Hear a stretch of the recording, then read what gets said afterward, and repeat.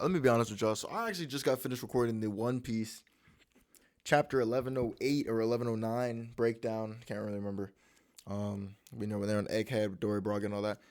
And I wanted to jump in and just go right into another anime manga chapter breakdown. So I was thinking about which one I should do next, and honestly, I'm gonna do my favorite manga. That's been my favorite manga since I started reading it. Undead Unluck. Oh baby. Oh baby. Now I don't have any attire that I could wear like I did with One Piece. I don't have any specific sweatshirts or t-shirts. But I have Hulu subscription and I can watch an episode. So again, it's your boy Neil Spirit, man. If you like this content, please like, comment, and subscribe. I'd love to hear everyone's opinions and all that. Just trying to make the best place on YouTube to be the best inclusive community. All right, now let's jump right into this. So we're looking at chapter 196. And so let me give y'all an update since this is the first chapter breakdown of Undead Unluck. We're basically at the point where we are on another cycle, about I think the 100th loop or cycle, and Fuko is the one that went back. Fuko is the one that actually went back. So she's the one that's now in the loop. She's the one getting the team together, and she's going through it like crazy. She's going through and stopping everyone's tragic events, and right now, they had one of the original 10 Umas show up, Uma Beast. And honestly, I read this chapter and I was going insane with everything that was happening. So let's just break it down. So apparently Beast has the ability to eat things and then use their abilities from the things that it consumes. So it ate Haruka's ear, which gave Unbreakable to Beast, meaning that Beast is now unbreakable, can't be damaged, can't be harmed. It's insane. It's crazy. So then you got Top, who's got Unstoppable, cladded in unbreakable armor, attacking Beast, who's also unbreakable. So he's trying to use his momentum as battering ram to really break through this man. And truthfully, it's not even working. All right, they're not working. And you got Fuko sitting here thinking, bro, after all of these loops, all of this existence, all of this time, why is it that we're the ones stuck with these negator abilities? It doesn't go to anybody else. Every single loop, the negation abilities go to the same people. They manifest in the same people in pretty much the same ways. Every time. Why? Right? And when she said that, I was thinking, wait, why is that the case? It's always them. It never skips, never goes to somebody else. Never does, right? And then they make this breakthrough, and Haruka's like, Fuko, something's not right, bro. Beast is able to use my abilities pretty much on par with me. Pretty much on par. And then they show that the powers of Unbreakable are passed down. They're taught. All of the techniques, they're taught and passed down lineage-wise. And even Billy, who has the ability of Unfair, he's able to copy abilities. Couldn't copy it. He looks at Fuko is like, yeah, bro, I can't do it, bro. I can copy abilities, but I just can't do it with the exact amount of precision and technique and finesse that Haruka does. I can't. So we're always confused. I was confused by that. I was like, whoa, that's actually kind of interesting, right? Why? Why is that? It's something that is passed down. So then Fuko's like, well, there's got to be some kind of trick. There's got to be something going on. There's no way that Beast, sure, he's one of the 10 original Uma, but there's no way that Beast is just like demonic like that. There's no way that Beast is like that, No way. Fuko starts really observing. Top is trying to beat the crap out of Beast. It's not working. I'm talking, it's not hitting hard, right? And everyone's trying to figure it out. It's like, bro, you borrowed that ability. Why are you so proficient with it? Talk about it. Beast is keeping his sign sealed and delivered, whatever, not telling a soul about what he's got going on. He's like, why would I tell you? I'm winning the battle right now. I can't give you my secrets. Can't give you the secret formula. And we're watching it, right? Top ends up in the water, in the ocean. He pulls out a squid and he gets the abilities from that squid or that octopus. So Beast uses the slime of the octopus so that way Top slides off of his head. And then Beast uses the suction cup from the octopus to grab Top and fling him. So now Top is stranded in the water, literally can't move. And Fuko was just like chilling, like something's not right here. Maybe I think I got to figure it out, right? So Fuko's like, yo, give me the saber. Give me your blade ASAP, right? Give me a blade.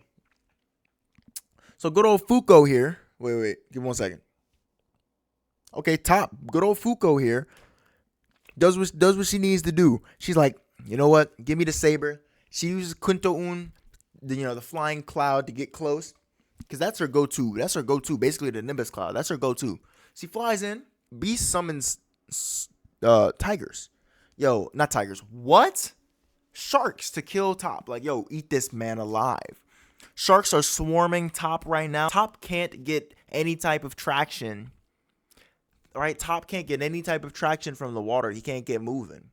But then the sharks swim away. And I was confused. I was like, okay, why? We jump to the next page, and then we see exactly why, right? We see exactly why. Beast is like, it's you. Fuko imbued her soul into the blade that Julia gave her. Julia is the person who's supposed to get the unjust negator ability that Miss Juiz had. So I don't think it's been manifested yet. But Fuko grabs the blade, the saber, the fencing saber, and is like, bro, I've been tweaking about the origin of your powers. Really, I have. I've been all over the place thinking about the origin of your abilities and everyone else's abilities, as well as the origin of this world itself. I thought about it. You're not actually controlling beasts. You're just using your soul to attach it to beasts and control them and make them serve you. And Beast is like, you can see the soul chains? You can see them? And Fuko's like, nah, not really. Not, to be honest, no. I can't. But I can't see him clearly. If you believe, they'll reveal themselves. What? And that's what her partner taught her. Good old Andy, Undead, the GOAT. You know what I'm saying? The GOAT, bro. Like, truthfully.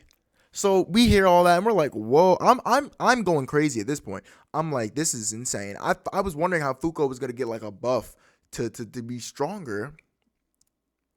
What? So we learn that Beast is actually ingesting not just body parts, but ingesting portions and pieces of people's souls in order to attain their ability. So that's how Beast was able to acquire all of this knowledge and capability of using Unbreakable.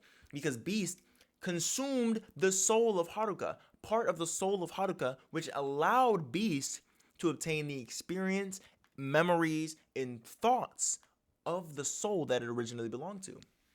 Giving Uma Beast all of the necessary firepower to properly use Unbreakable. Come on. That's crazy. I didn't even think about that. I was like, wow, that's actually insane. And I was thinking about, I was like, Uma Beast, why does Uma Beast have the ability to eat things? And it was weird. It didn't really match Beast to me, in my opinion. But it's cool. We figured it out. And then Fuko put together some things that Beast had talked about earlier and said, you know what, this is what's going on here. The first rule ever to be inserted into the world were souls. Souls were the first rule to ever be implemented. And all of y'all Umas were born from souls. And all of your abilities revolve around the usage of souls. And she's like, well, so now that we know what you can do, using soul power, we're going to use soul power. We're going to find an even playing field. Soul versus soul. And I'm ready, right? And this man Beast is like, so what? What you talking about? That's not even going to be enough to defeat me. So then he says, I'm going to summon and spawn a whale. So he spawns a whale. A whale that's huge to kill them. And Fuko's like, oh man, I messed up. I must have miscalculated. But Beast summoned this whale out, right? And then this is what we see next. Fuko pulls out finger pistols, right? Finger pistols. And some of y'all will remember this or know about this from the Undead Unluck sort of, my boy Andy does that same move where he separates the tip of his finger and shoots it like a bullet. It's a pretty clean move, but she doesn't. I'm like, what is she about to do, right? She fires.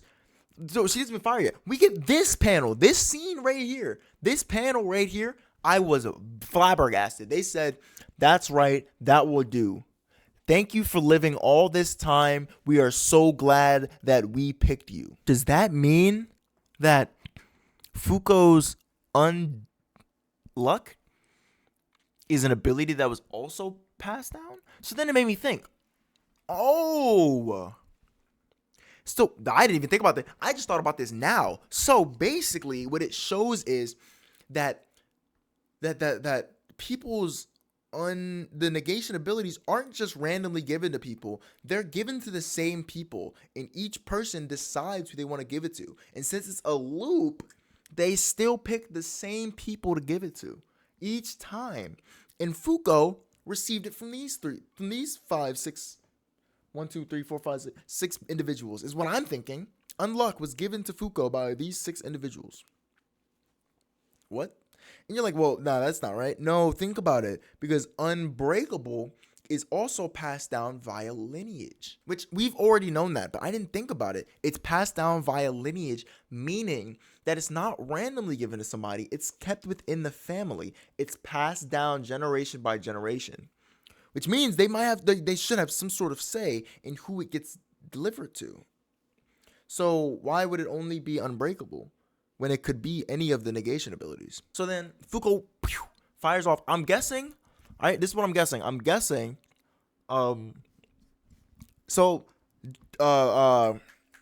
Julia says, "Yo, this shot that you're firing off looks like that shooting star from earlier. The shooting star from earlier was Andy on the surface of the sun shooting bits and pieces of his own soul to the people who Fuko needs to go get that have the negation abilities that she needs and desires, right?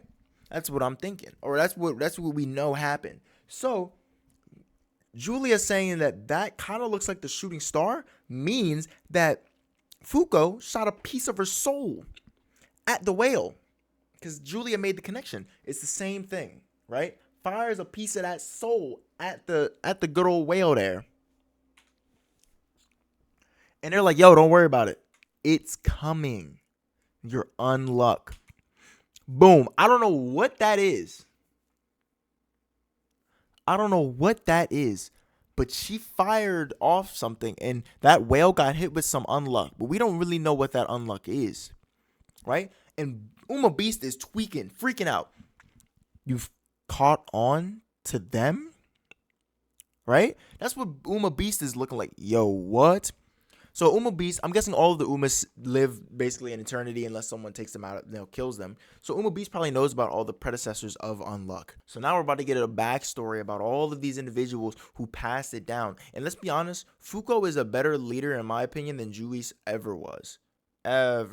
Like we're seeing things that look phenomenal. Like Fuko is creating the strongest and best versions of everybody through different means. Instead of letting them go through their tragedies, she has them awaken their abilities without them having to lose anybody, and it causes them to have a different mental state, and things change. The loop is not always the same. There are some variations. Like currently Billy, the owner of Unfair,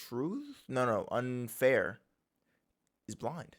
This run through. I love Undead Unluck. It was the manga that I found myself.